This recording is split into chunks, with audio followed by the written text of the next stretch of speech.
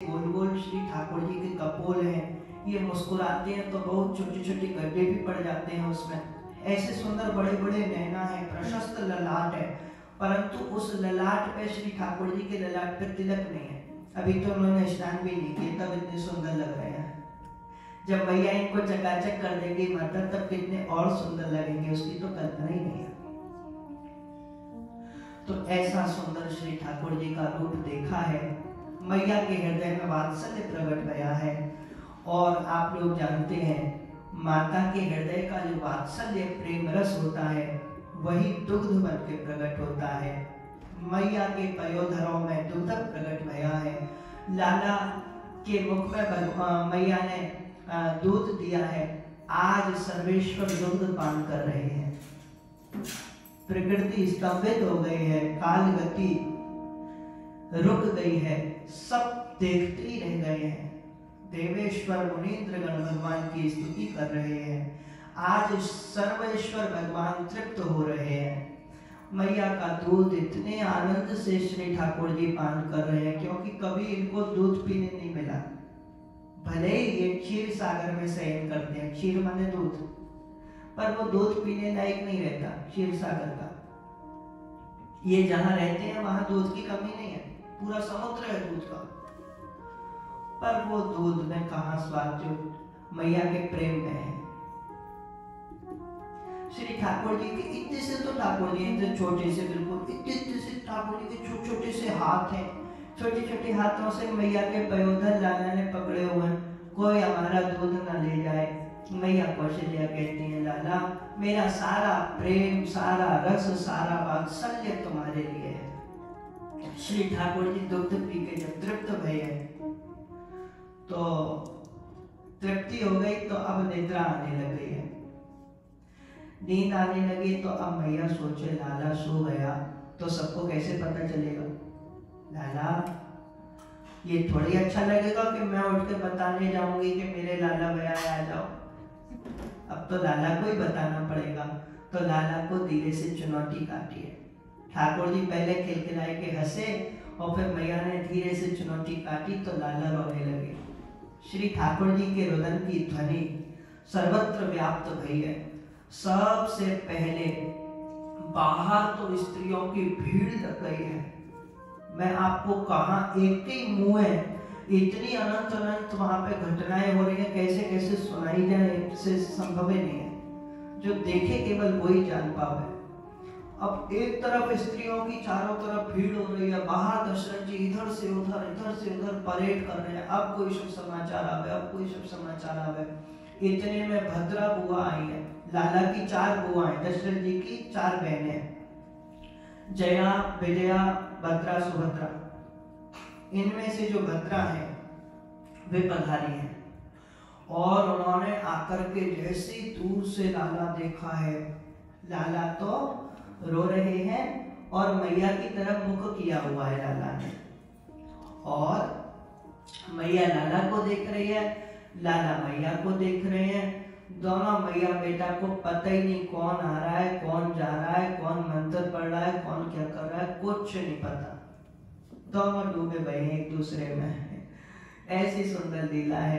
तो जैसे भद्रा बुआ ने आके लाला देखा है, एकदम चौंक गई हैं, चकपकाई गई, और उन्होंने जैसे लाला को छू के देखा, उछल गई हैं प्रसन्नता के मारे, दौड़ के बाहर गई हैं, उठा के थाली जोर से बजाई है। और इन्होंने यहाँ पे थाली बजाई है, और थाली बजते ही जो श्री अवध के समस्त नगाड़े वाले तैयार बैठे हुए थे, जैसे ही थाली की ध्वनि स्पष्ट भई, नगाड़ों पर चोट पड़ी है। धूम धूम करके दिव्य नगाड़े बजे हैं अयोध्या जी के। श्री अयोध्या के नगाड़े क्या बजे, देवताओं की दुंदुभियां बज गई हैं, आकाश से पुष्प बरसाए हैं, बाजे बजाए हैं, जय जयकार करे हैं। बोलिए श्री कौशल्या कुमारी की जय।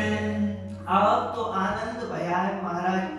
दौड़ करके भद्रा जी गई हैं, अपने भैया से लिपट गई हैं, भैया भैया भैया भैया। ऐसा सुंदर लाला है, ऐसा सुंदर लाला है कि कल्पना में भी कभी नहीं देखा हम लोगों ने। जितने सुंदर मंदिर में श्री ठाकुर जी विराजमान होते हैं, उतना सुंदर हमारा लाला है। अब मैं कहाँ तक कहूँ, दशरथ जी तो मारे प्रसन्नता के उछल गए हैं, अब मैं कैसे देखूं, इतना मन हो रहा है मैं जाके लाला को देखूं, जाके लाला पर देख कहां से वहां तो कोई घुसने ही ना दे। दशरथ जी की तो कोई सुना ही नहीं, कोई सुन ही नहीं रहा। छोटे छोटे बच्चे हैं, 4-5 साल के, उनको कहीं कोई रोक टोक नहीं होती। वो बाहर बड़े बूढ़े बेचारे सब प्रतीक्षा कर रहे हैं कब दर्शन हो, कब दर्शन हो, क्योंकि अब रुदन की ध्वनि भी आई ना। साक्षात मूर्तिमान आनंद रुदन करे तो कैसा लगे, मूर्तिमान आनंद। श्री ठाकुर जी जब रोए तो रोने की ध्वनि बाहर ही नहीं गई, बगल वाले घरों में ऐसा लगे कि बगल के घर में से लाला रो रहा है, उसके बगल वाले घर वाले को लगे कि हमारे बगल वाले घर में लाला रो रहा है। ऐसे ऐसे ऐसे ऐसे करके पूरा अयोध्या, पूरा संसार भाग भाग करके आया है, सबके हृदय में आनंद छा गया है। साक्षात आनंद रूप परमात्मा आज रुदन कर रहे हैं। इतना आनंद गया, छोटे छोटे बालक दौड़ दौड़ करके आए, उनको तो कोई रोक टोक होती नहीं। ऐसे माताएं बहनों के पैरों के बीच में से निकल निकल के सबसे आगे पहुंच गए, लाला को ऐसे ऐसे टुकुर टुकुर देखा है। इतने सुंदर श्री रामलला के दर्शन किए, बालकों ने अपने अपने नैनों में श्री ठाकुर जी को बसाया है, भागे भागे आए हैं। बड़े बूढ़े जितने खड़े थे सबके, कोई के बाबा कोई के नाना, सबकी गोदी में उछल उछल के चढ़ गए, बाबा बाबा बाबा, लाला लाला लाला। बोले क्या देखा, बोले बता नहीं पाएंगे क्या देखा, कैसा देखा। तो एक बालक दौड़ के आया, उछल के वो दशरथ जी की गोदी में चढ़ गया है। दशरथ जी ने बड़े प्यार से उस बालक को देखा, उन बालकों के नैनों में श्री ठाकुर जी का दर्शन हो रहा है। भाई आप बालक के नेत्रों में देखेंगे तो आप खुद को देख पाएंगे गौर से जब देखेंगे, पर वहां दशरथ जी स्वयं को नहीं देखते। ऐसा प्यारा लाला, सुंदर दिव्य नीलमणि के जैसा अद्भुत बालक, अपार सौंदर्य है श्री ठाकुर जी का। अभी तो ये सांवरे हैं, गोरे होते तो न जाने क्या कर डालते, और जब ये सांवरे सलोने हैं, परंतु इनके शरीर की अंग कांति बड़ी अद्भुत है, जैसे करोड़ों करोड़ों चंद्रमा है, ऐसी उनकी ज्योत्सनाओं की प्रभाव के समान श्री ठाकुर जी का दिव्य मुखमंडल है। अनंत प्रकाश है, लेकिन एक बिल्कुल शीतल है। इतना अद्भुत दर्शन श्री दशरथ जी ने बालकों के नेत्रों में किया है। आप तो मन बहुत उछले, कब कब कब मैं दर्शन करूंगा, कब मुझे दर्शन होगा। उधर श्री वशिष्ठ मुनि मध्याह्न कालीन संध्या कर रहे थे, और महाराज ये मध्याह्न कालीन संध्या में अपना मंत्र पढ़ रहे थे श्री वशिष्ठ जी महाराज। और जब ये मंत्र पढ़ रहे थे, ओम आपः पुनन्तु पृथ्वी पृथ्वी पूता पुनातु मां, मध्याह्न कालीन बना, पुनन्तु ब्रह्मणस्पतिर्ब्रह्म पूता पुनातु मां, यदुच्छिष्टम भोज्यै च यद्वा दुश्चरितं मम, सर्वं पुनन्तु मामायो मामाओ सताय च प्रतिग्रहं स्वाहा। मंत्र पढ़ते पढ़ते अचानक स्वस्ति वचन बोलना प्रारंभ किया है।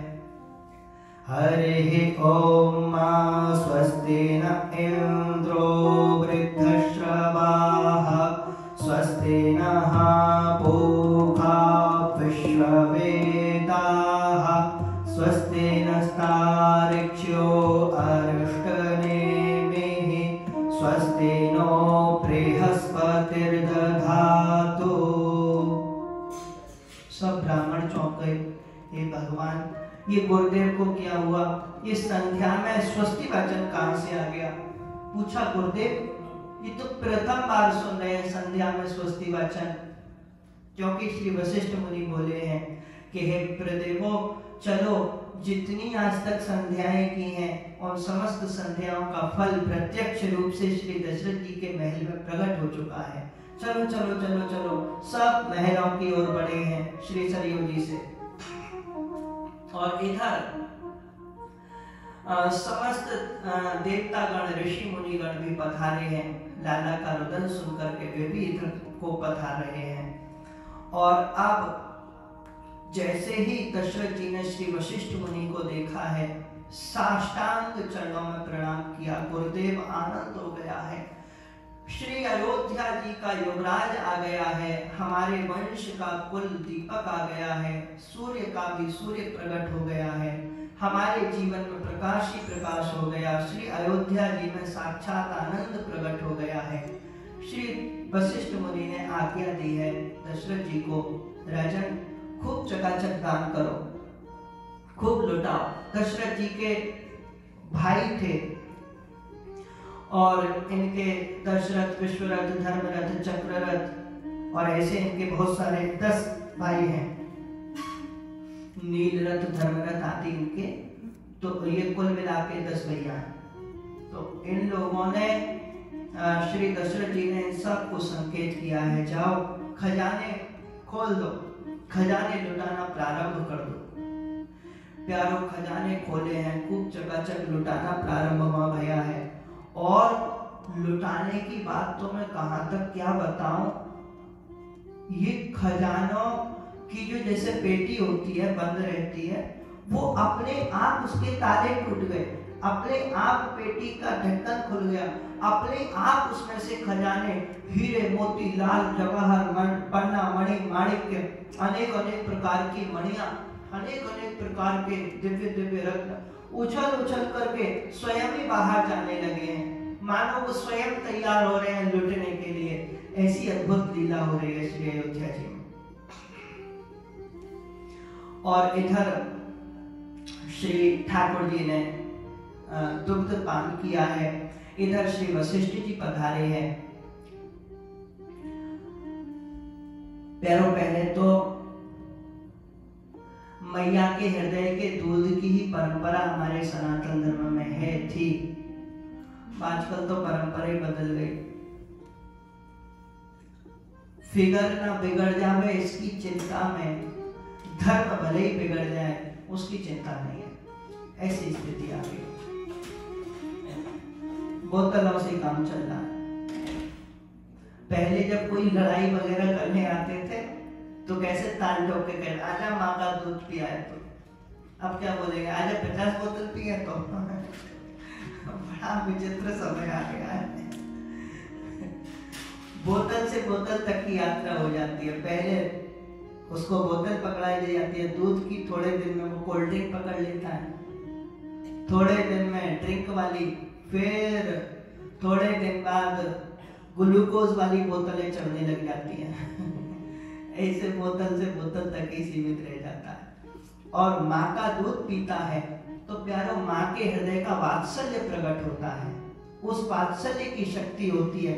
बचपन में प्रेम पिया है तो बुढ़ापे में प्रेम देता है। बहुत कम होते हैं, फिर कुपुत्र उत्पन्न होना बहुत कम चांस होते हैं।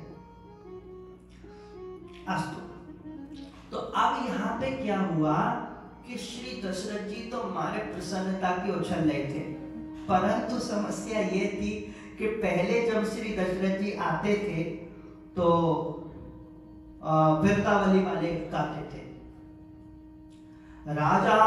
राजाधिराज महाराज चक्रवर्ती सम्राट अयोध्या नरेश श्री दशरथ जी महाराज पधार रहे हैं। इतना बोलते ही सब मार्ग दे देते हैं, हटो हटो हटो, दूर दूर तक किलोमीटरों तक खाली हो जाता। आज बेचारे गला फाड़ फाड़ के चिल्ला रहे, कोई सुन ही नहीं रहा, कौन चक्रवर्ती कौन देखता है, सामने श्री ठाकुर जी का दर्शन हो जाए बस उसी लालसा में लगे हुए। दशरथ जी ने कहा, गुरुदेव सबको दर्शन कर लेने दो, लाला सबका है, मैं तो पिता हूँ, बाद में दर्शन कर लूंगा। बड़े दयालु हैं दशरथ जी। लाला कहाँ भागा जा रहा है? श्री वशिष्ठ मुनि ने कहा, राजन लाला तो नहीं भागा जा रहा, लेकिन जात कर्म संस्कार का मुहूर्त भागा जा रहा है। तो जो सेवक गण थे वो वेत्र से, अब स्त्रियों को वो मर्यादा थी, स्त्रियों को स्पर्श करके नहीं हटाते थे। आजकल तो भैया ये स्थिति हो गई है, बाबा लोग भी स्त्रियों को छू छू करके आशीर्वाद देने लग गए, पीठ पे हाथ फेर करके, हाँ बेटा ठीक हो, हाँ बेटा ठीक हो, ऐसे करते हैं ससुरे। और कोई इनमें जूते भी नहीं लगाता है, हाँ ऐसे भागवत, श्रीमद् भागवत जैसे अद्भुत महापुराण में मर्यादा लिखी है, जिसने संन्यास ले लिया है प्यारो, लकड़ी की बनी हुई स्त्री का भी पैर के अंगूठे से भी स्पर्श नहीं करना चाहिए, ऐसी मर्यादा होती है सन्यासी की। आजकल तो आश्रम के चक्कर में सब लगे हुए हैं, व्यासपीठ पे बैठ जाते हैं और बोलने लग जाते हैं हमारा आश्रम बन रहा है, हमारी गौशाला है, हमारा विद्यालय है, इसके नाम का दे दो, सारे बेकारी हो। क्यों तुम लोग व्यास गद्दी पे आके बैठ जाते हो? क्यों इस अद्भुत गद्दी को, जो ठाकुर जी की गद्दी होनी चाहिए, इसका नाम है व्यास गद्दी। व्यास महर्षि श्री कृष्ण द्वैपायन वेद व्यास भगवान के सिद्धांतों को प्रतिपादित करने वाली गद्दी है ये, न कि भीख मांगने के लिए हम ये बना रहे हैं, हम ये चला रहे। भैया क्यों बना रहे हो, क्यों चला रहे हो, फिर यहाँ पे आके क्यों मांग रहे हो? समझ में ही नहीं आता।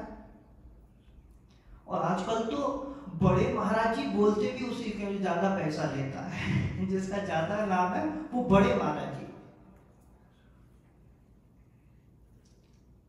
अगर कथा करने के लिए कह दो कि हम 11,000 लेंगे और कम से कम $5100 की दक्षिणा लेंगे, तो बोले बड़े महाराज जी हैं, टीवी पे आते हैं, बड़ा नाम है। और ऐसे ही बोल दो कि चलो भैया जो राम जी की इच्छा हो देते हैं ना, अरे बोले चलता फिरता आप जी ये बड़ी स्थिति विचित्र हो गई है, लोगों के नाम से पहचान हो रही है, ठाकुर जी से कोई पहचान, भगवान से कोई मतलब है नहीं लोगों को, बड़ी स्थिति गड़बड़ है। अस्तु, तो भैया लेकिन यहाँ पे तो मर्यादाएं बहुत पालन होती है। भगवान श्री रामचंद्र जी ने जीवन में इतनी मर्यादा का पालन किया है कि एक एक श्वास में अनंत अनंत मर्यादाएं हैं। रावण युद्ध कर रहा है, सब जानते हैं श्री सीता जी को चुरा के ले गया है, महादुष्ट है, महाराक्षस है, पर ठाकुर जी ध्यान से देखते हैं, रावण का भी मुख सूख जाता है तो अपना धनुष रोक देते हैं, कहते हैं रावण थोड़ा जल पी लो, पानी पी लो, तुम्हारे होठ सूख रहे हैं, थोड़ा जल पी लो, थोड़ा विश्राम कर लो, जब चकाचक हो जाओ फिर युद्ध कर लेगा। युद्ध का क्या, युद्ध तो होता रहेगा, पर मनुष्यता नहीं जानी चाहिए। ऐसे दयालु, ऐसे करुणामय आजकल का कोई हो गए तो सीधे पटक के कूट काट के खत्म ऐसी स्थिति। तो वेत्र, वेत्र मतलब होता है डंडा, है ना, बैट जिसको बोलते हैं, उससे स्त्रियों को ऐसे दूर से लकड़ी के माध्यम से स्पर्श करके सेवकगण हटाने लगे। श्री वशिष्ठ जी ने उसका भी निषेध कर दिया, बोले ऐसे मत करो। ये जितनी माताएं बहनें हैं सब ठाकुर जी का दर्शन करने आई हैं, और जो भी श्री ठाकुर जी का दर्शन करने आए, चाहे वेत्र से चाहे मर्यादा से, उसको हटाओ मत, क्योंकि जहां प्रेम बीच में आ जाता है ना भगवान का, वहां मर्यादा फिर किनारे हो जाती है, वहां मर्यादा काम में नहीं आती।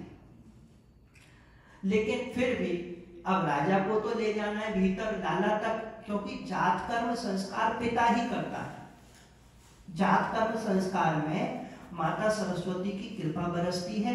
जात कर्म संस्कार करने से बच्चा विद्यावान बनता है, बुद्धिमान बनता है, उसकी बुद्धि सूक्ष्म हो जाती है। सूक्ष्म, स्थूल बुद्धि तो जानवर की भी रहती है, मनुष्य की बुद्धि सूक्ष्म होनी चाहिए। सूक्ष्म बुद्धि का अर्थ है निर्णय लेने की क्षमता सही हो, दूरदर्शी हो, ऐसी बुद्धि जिसमें आपको रिजल्ट का भी ज्ञान हो, आप कौन सा कर्म कर रहे हैं, उसका क्या कैसा फल मिल सकता है, इस सब पे विचार करके कर्म करने वाला बुद्धिमान होता है।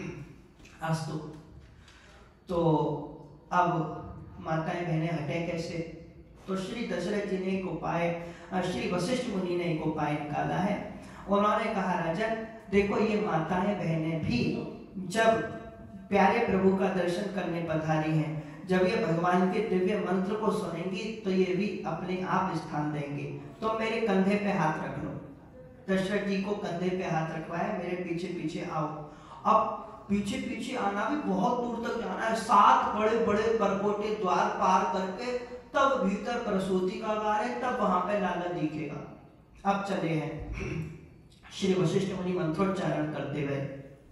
ओम भद्रं कर्णेभिः शृणुयाम देवा भद्रं पश्येमाक्षभिर्यजत्राः स्थिरैरङ्गैस्तुष्टुवागुं स्वस्तनो मृगशेमहि देवहितैर्जदायुः शतमिन्नु शरदो अन्ति देवा जत्रा नश्चक्रा जरसन्तनो नाम पुत्रासो जत्र पितरो भवन्ति मानो मध्यानि रिक्तायुर्गन्तो।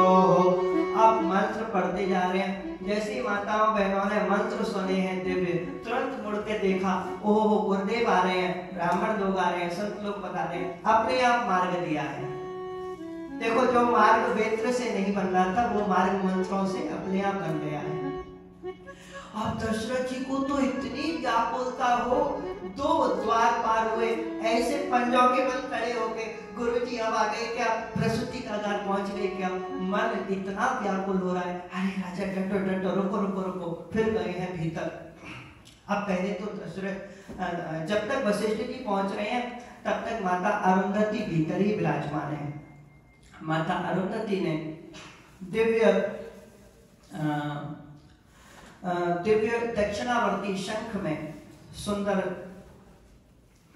उन्होंने रामलला को दूध पिलाया है, उसमें कामधेनु का दूध रख के सरस्वती जी का बीज मंत्र लिख करके शंख में, और शंख से जब मैया का दूध पी के लाला तृप्त हो गए, तब फिर सर्वप्रथम माता अरुंधति ने, जो श्री वशिष्ठ मुनि की पत्नी है, सूर्यवंश की गुरु माता है, उन्होंने शंख से ठाकुर जी को दूध पिलाया। तो श्री अरुंधति माता बोली कौशल्या जी से कि हे महारानी, अब तो हम आपके लाला की धाय हो गई हैं।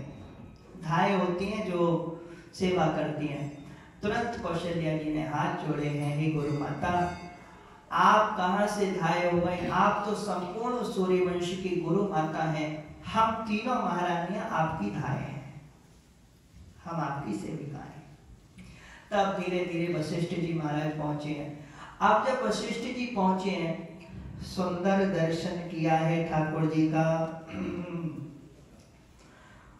बोले मातुः पार्श्वे चरंतम मणिमय शयने मयूभूषाचितांगम मंदम मंदम पिबंतम मुकुलित नयनम स्तन्यमन्यो गृहस्थम अंगुल्यक्रियैस्पृशन्तैः सुखपरवशया सस्मितालिङ्गिताङ्गं गाढं गाढं जनन्याः कलयतु हृदयं मामकं रामबालम्।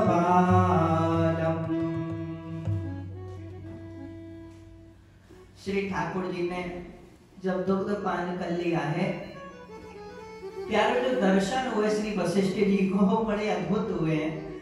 कौशल्या माता ऐसे लेटी हुई है और यहाँ तक कि उन्होंने चादर ओढ़ी हुई है, रेशमी सुंदर सफेद रंग की चादर है। और श्री ठाकुर जी छोटे से बिल्कुल मैया के बगल में, मैया लाला को, लाला मैया को देख रहे हैं। और जब श्री वशिष्ठ जी ने देखा तो लाला के मुख का नहीं, केवल एक गाल का दर्शन हुआ, क्योंकि ऐसे थोड़े से मैया की तरफ मुंह करके लेटे हुए थे, मैया ने ऐसे लेटा रखा था, केवल गाल का दर्शन हुआ। श्री वशिष्ठ जी तो सारे मंत्र बोल गए बेचारे, सब मंत्र क्या बोल रहे थे, कहाँ थे, कुछ पता नहीं। उनके 2 वर्ष के बेटा भी है श्री वशिष्ठ मुनि के, सुयज्ञ उनका नाम है, उनको सखेंद्र भैया बोलते हैं सब लोग। शास्त्रों में उनका नाम शक्ति भी मिलता है। तो वे उस समय 2 वर्ष के थे, छोटे से। वे आए अपने पिताजी के पास, जाके हिला के बोले, पिताजी पिताजी। वशिष्ठ मुनि को होश आया, कौन? बोले मैं आपका बेटा। बोले मैं कौन? बोले आप मेरे पिता। बोले हम दोनों कौन? उन्होंने श्री अरुंधति अपनी मैया की तरफ देखा, पिताजी को क्या हो गया, पगलाए गए बेचारे। अब इधर अरुंधति माता ने लाला को उठा करके एक सुंदर से पीले पीत वर्ण के जो कॉटन का, सूती का कपड़ा होता है, उसमें श्री ठाकुर जी को ऐसे लपेट दिया और श्री वशिष्ठ मुनि के पास लाए हैं। श्री वशिष्ठ मुनि से जैसे ही श्री राम जी ने चरण स्पर्श करवाया उनको तत्काल चेत हुआ है। और इधर दशरथ जी तो मारे प्रसन्नता के, और उनकी तो प्रसन्नता को शब्दों में कहने असंभव है महाराज। वो तो इतने उत्साहित हैं, इतने व्याकुल हैं, ऐसे श्री दशरथ जी ऐसे कर रहे जैसे कोई छोटा सा बच्चा एकदम प्रसन्न हो जाता है, अति प्रसन्न। कभी कभी आप लोगों ने भी कभी कोई ऐसा बुजुर्ग देखा होगा, बुढ़ापे में उनको बच्चा बना सोच आता है, इतने ज्यादा प्रसन्न हो जाते हैं, उछल उछल के इतने प्रसन्न हो जाते हैं कि सब लोग सोचते हैं कैसे बालक जैसे कर रहे हैं। ऐसा दशरथ जी का स्वरूप हो गया है। अब जात कर्म संस्कार का समय आया है। अब जात कर्म संस्कार में वो जात कर्म संस्कार से पहले ही लाला जब खिलखिला के हंसे और अपने पिता को देख करके दशरथ जी मगन हो गए हैं, मेरा लाला मुझे पहचान गया। अब उसमें आम के नागर पाल के पत्ते पर आम का रस और तुलसी जी की लकड़ी से उसमें माँ सरस्वती का बीज मंत्र लिख करके आई, और थोड़ा सा उसमें शहद वगैरह भी रहता, तो वो पिताजी को ऐसे उंगली पे रख के लाला को एक विशेष मुहूर्त में चटाना होता है, उसी को कहते हैं जात कर्म संस्कार। तो अब दशरथ जी ने वो लिया है, मुहूर्त में समय बहुत कम बचा है, और दशरथ जी ने छोटा सा लाला देखा, ऐसे छोटे छोटे पतले पतले प्यारे प्यारे होठ हैं लाला के, और ऐसे वो बिल्कुल मुख में दांत तो है ही नहीं, वेदांतियों के आराध्य देव आज वेदांती बने हुए बिना दांत के। तो अब दशरथ जी का मन ना हो कि इतने युद्ध किए हैं मैंने इन हाथों से, एक क्षत्रिय का हाथ है, और इतने कोमल कोमल श्री लाला, उनका मुखारविंद कैसे मुख में डालूं। अब मुहूर्त निकला जा रहा था, तो वशिष्ठ जी ने पकड़ के हाथ उंगली लाला के मुख में डाल दिया। वैसे तो पेट भर रहा था, दूध पी रखा था, पर दूध से भी ज्यादा मीठा मीठा कुछ आया तो लाला चूसने लग गए हैं, और पिताजी की उंगली को, और थोड़ी देर में जब मीठा मीठा हो गया, श्री दशरथ जी अंगुली निकालने लगे तो लाला भीतर खींचने लगे अंगुली। अब तो दशरथ जी प्रसन्नता से उछल गए, आज मेरा बेटा क्षत्रिय योद्धा निकलेगा, अपने बाप की उंगली खींचता है, मतलब बड़ा पहलवान निकलेगा, बड़ा शक्तिशाली प्रचंड प्रतापी निकलेगा। दशरथ जी प्रसन्नता से उछलने लग गए। कौशल्या जी ने लज्जा के कारण उधर मुंह कर लिया है।